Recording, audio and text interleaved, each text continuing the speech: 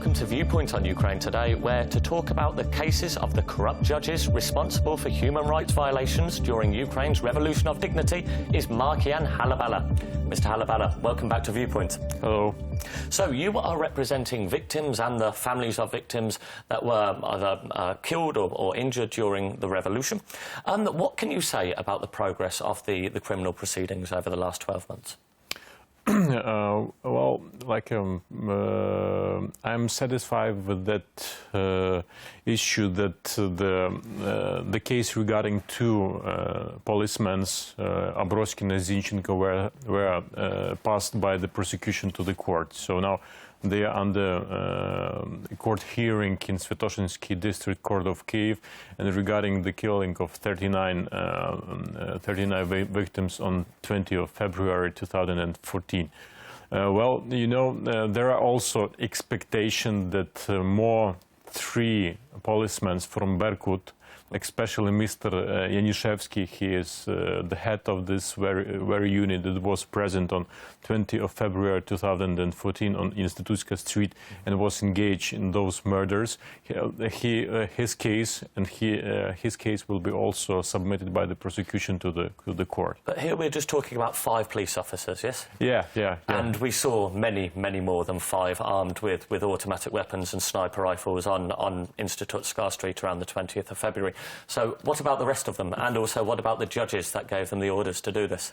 Are you satisfied with it in this term? You know, the rest of those Berkuts, they have been escaped from Ukraine, unfortunately, yes. And some of them... Escaped to Russia? Yeah, to Russia, to Crimea, yes, to different places, yes.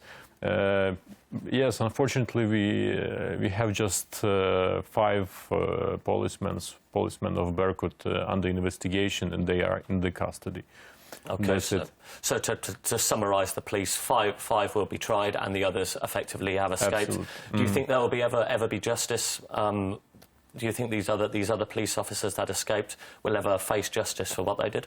Well, it's very hard to say, because even if there will be an investigation by the International Criminal Court that can give the warrant to arrest, this warrant will be submitted regarding the high-level officials.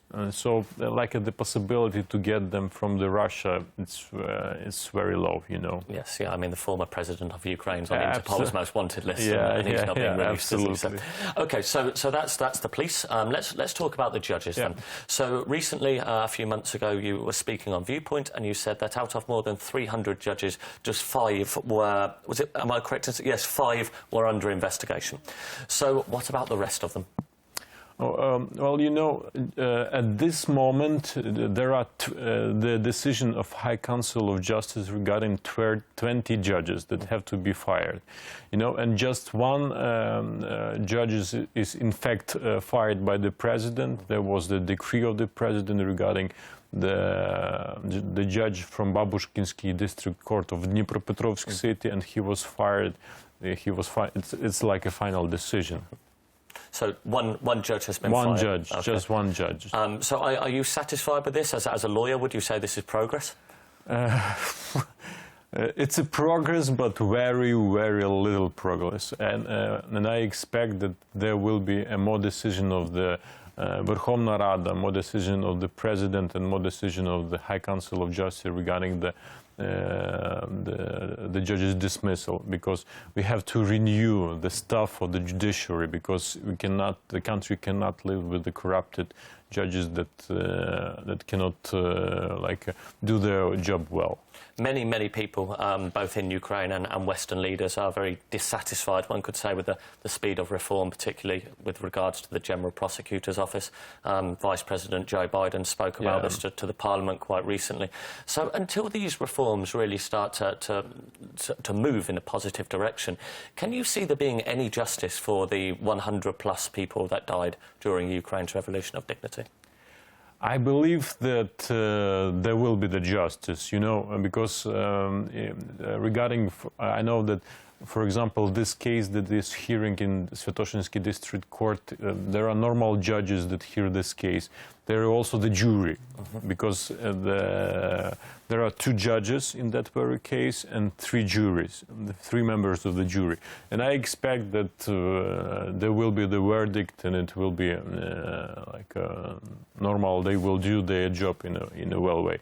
So regarding the reforms, especially the reforms also in judiciary and the prosecution office, I have the expectation that there will be reform, because maybe, as far as you know, just 2 weeks ago, there was approved the amendments to the constitution by the parliament, and this draft law was submitted by the parliament to the constitutional court to receive the conclusion regarding this constitutional reform on judiciary. So I believe that in next year this constitutional reform will be finally approved by the parliament, and we will have the possibility to renew the judiciary. Okay, and you expect that at the start of 2016? Yeah, something like this. Yeah. Okay, so you were representing the families of 39 victims who lost their lives during the revolution. Yeah. You're in direct communication then with the brothers, the husbands, the families of these people that lost their lives. How do they feel? Are they satisfied, or surely some of these people must be losing patience now? Yeah, they are not satisfied, especially that just 2 policemen are under, in their cases in the court, and just 3 of them are under investigation. So they feel the lack of the normal justice, really, normal justice. Yeah, absolutely. And they, in fact, those relatives, and the same all the Ukrainians, feel that the high officials have to be prosecuted. Yes, and it's so hard to do because they escaped. So something like this. But would there still not be some of these high officials still not only in government but still in power? Yes, the problem is that a lot of high officials that were serving to Yanukovych are still in the cabinet. How have they still got their jobs? I don't. They are hiding. They are hiding their. I don't. It's hard to explain. You know, there are so many factors that influence on this. They are hiding themselves from the illustration. They try to corrupt. So a lot of factors. Would you say there are current members of parliament, and if not higher, some may say the prime minister, for example, that are protecting some of these people? Absolutely, absolutely. We see it especially we see it in for example, in the Ministry of Interior, yes, in the police. We see it in the General Prosecutor's office, that people that were engaged in the crimes, that committed the crimes, are still working this system, and this system is protecting themselves because this system is still corrupted, you know, and it's like a circle, you know, moving on the circle. Okay. Now, we are running quite short on time, so what I would like to touch on now is your expectations from the coming year, from 2016. Really, as a lawyer representing the families of these victims, what do you expect from the Parliament? What do you expect from the President? And also, what do the families of these victims expect from you? And I would like to answer your question regarding this very specific case on murdering on 20th of February. We expect the receiving new evidences that, because I know that I got the information, the prosecution get the evidences that some victims were killed from the specific guns that were identified, because we had not this before, you know. So I believe that the prosecution will submit to the court the new evidences, and it will be much easier to make the good verdict in that solid case. Regarding the general expectation, you know, I believe that judicial reform will be finalized in 2016, and it's like a smart part of success story that I believe that will take place in Ukraine in 2016. Okay. And just finally, what did the families of the victims expect from you as the lawyer representing the case? To do my job well, Yes, it's the first expectation from them, and I'll do my best, you know. Mr. Halabala, that is all we have time for. Thank you very much for joining us again on Ukraine Today. Thank you.